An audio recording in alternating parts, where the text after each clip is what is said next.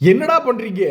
இல்லை என்னதான் பண்றதுக்கு ட்ரை பண்றீங்க? ஒன்றும் புரியலையே மக்களே. உங்களை எல்லாரையும் மிகப்பெரிய ஒரு சஸ்பென்ஸான சூப்பரான ஒரு நிகழ்ச்சியில் சந்திக்கிறதுல எனக்கு மிகப்பெரிய மகிழ்ச்சி. இந்த சேனல்ல இப்படி ஒரு ரிவ்யூ போடுவோம்னு நான் இதுவரைக்கும் எதிர்பார்த்ததே இல்லை.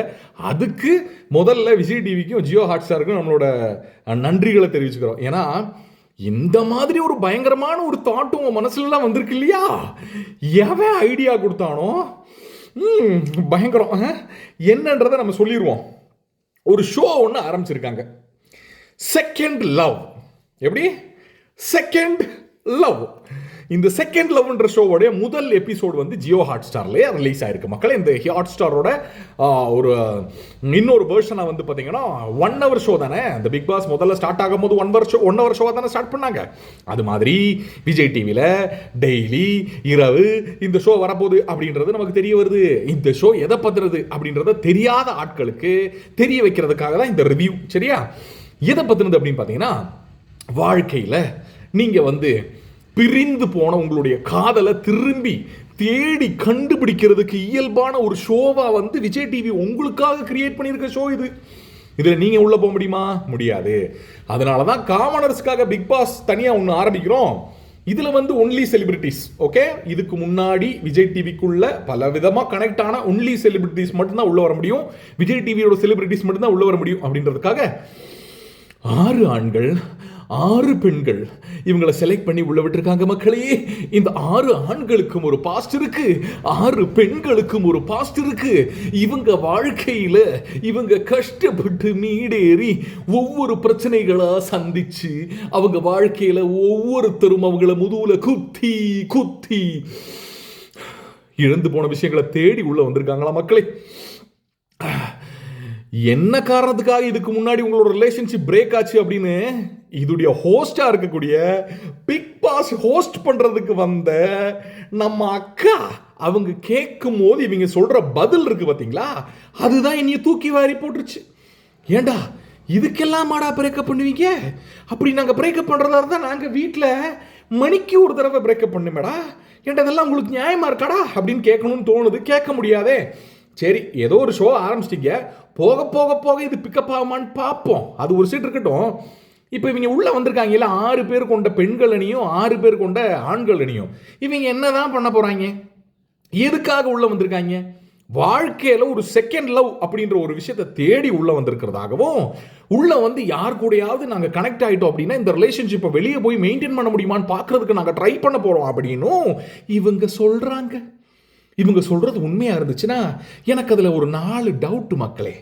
ஒன்று, இந்த 6 பேர் கூடவும் நீங்கள் டேட்டிங் போகலாம் அப்படின்னு ரம்யா கிருஷ்ணன் மேடம் சொன்ன மாதிரி தெரிஞ்சிச்சு. இந்த நடுவில் வேற வந்து இந்த ஒரு ஆள் வந்துட்டு போகுது. ஐயோ, அதை குக்கு இது கோமாளியில் பார்த்ததே பெருங்கிரிஞ்சா இருந்தது. இனி உள்ள வேற என்ன பண்ண போதோ அப்படின்னு தெரியல. சரி, அதுக்கு 2வது வருவோம். இப்போ முதல்ல வருவோம். இந்த 6 பேர் கொண்ட பெண்களும் 6 பேர் கொண்ட ஆண்களும் இருக்காங்க. இந்த 6 பேர்ல யாரை வேணாலும் எப்போ வேணாலும் டேட் பண்ணலாமா?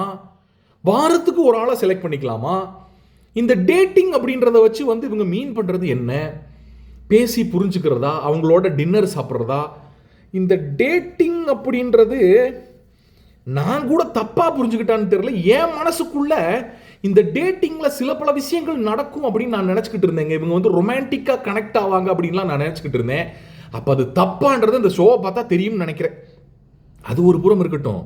சரி, ஒருவேளை ஒரு ஆள் கூட வந்து இவங்க ரொமான்டிக்காக கனெக்ட் ஆகிட்டாங்கன்னே வச்சுக்குவோமே. இவங்களை எல்லாத்தையும் ஒரு வில்லாக்குள்ளே போட்டு அடைச்சிருக்காங்க. இந்த வில்லாக்குள்ளே போட்டு அடைச்சவங்க பிரேக்கப் ஆச்சுன்னா இன்னொரு ஆளோட கனெக்ட் ஆயிடுவாங்களா? இப்படி பல டவுட் வருதா? அதுக்கு எல்லாமே ஒரு ஆன்சராக வந்து என்ன பண்ணியிருக்காங்கன்னா ஒரு ப்ரோமோவையும் போட்டு விட்ருக்காங்க மக்களே. இந்த ப்ரோமோவில் சண்டை வருது, 2 பேர்த்துக்குள்ள கொஸ்டின் கேட்குறாங்க. இந்த உண்மை கண்டுபிடிக்கிற மிஷின் இருக்கு பார்த்தீங்களா, அந்த மாதிரி எதையோ வச்சு இது உண்மையாக பொய்யான அந்த புள்ள உட்காந்து கண்டுபிடிச்சிக்கிட்டு இருக்கு. அதை பிச்சு போட்டு ஒரு புள்ள ஓடுது. இந்த மாதிரி விளையாட்டுலாம் விளையாட முடியாது அப்படின்னு பொய் சொல்லிருச்சா மாட்டிக்கிச்சான்னு தெரில. நிறைய கேம்ஸ் வைக்கிறாங்க. ஆனால் இதில் முக்கியமான விஷயம் என்னென்னா, போன 6 பேரில் அசீமும் ஒருத்தராக இருந்தார். இந்த ப்ரோமோவில் அசீம் ஏன் கண்ணுக்கு தெரியல.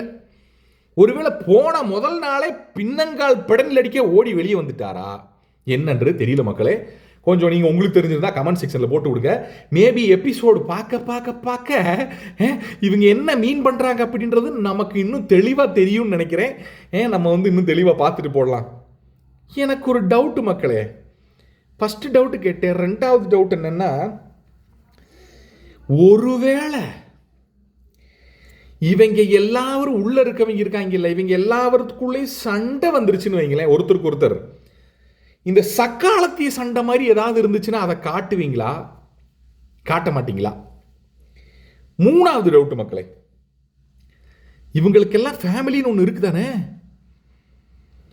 ஒரு ஆள் கூட ரிலேஷன்ஷிப்பு ஓகே, ரெண்டு ஆள் கூட அவன் வேண்டாம் இவன், இவன் வேண்டாம் இவன், இவ வேண்டாம் அவ வேண்டாம் இவ, எப்படி ஒரு ஃபேமிலியால் ஏற்றுக்க முடியும்? எனக்கு கடைசி டவுட் மக்களே, இதை எப்படா டிவியில் டெலிகாஸ்ட் பண்ணுவீங்க?